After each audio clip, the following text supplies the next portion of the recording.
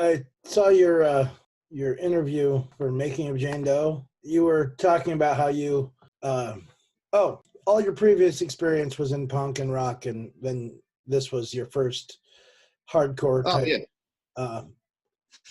Yeah, that was the first record of that kind that I ever did. Right, and so was that sort of going off your standard? What made me choose that record? Yeah. Well, I always used to have this kind of rule that I would try, and the next record would always try and be as different from the last record as possible. So I thought that was pretty extreme. And I'd heard about Kurt from people and been warned about Kurt from several people. Been warned about it.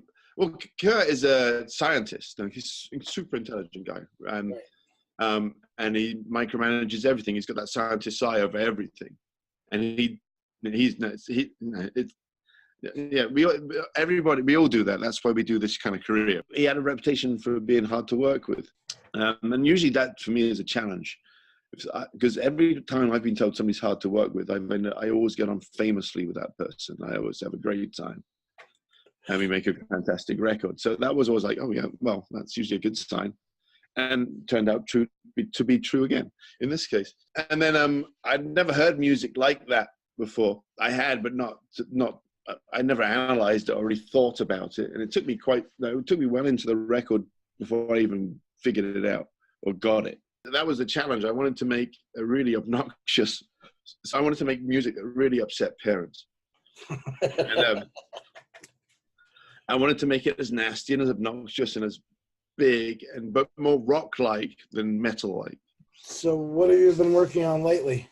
Well, now that I'm teaching, I don't work on that much. I tend not to produce so many records nowadays, just because production, you need to have long periods of time, consecutive days. And so it's really hard if you just do a couple of days here, a couple of days there. But properly, I don't think. So I do mostly mixing and a bit of mastering occasionally nowadays. But right now I'm mixing an album by a band called Reverse.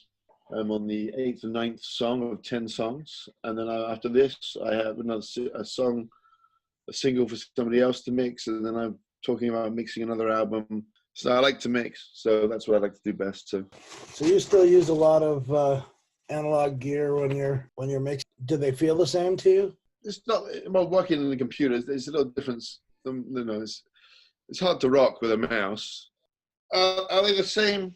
Not the same. Sound-wise. Do they do what I want them to do? Yes, they do.